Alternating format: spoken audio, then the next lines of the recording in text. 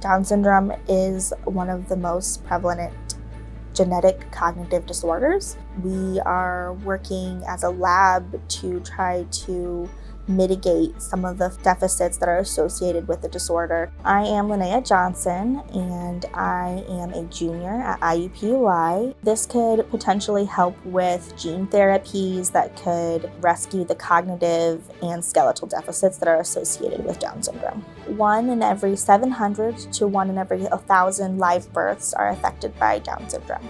The ultimate goal of our lab is to improve the quality of life of individuals who have been diagnosed with Down syndrome.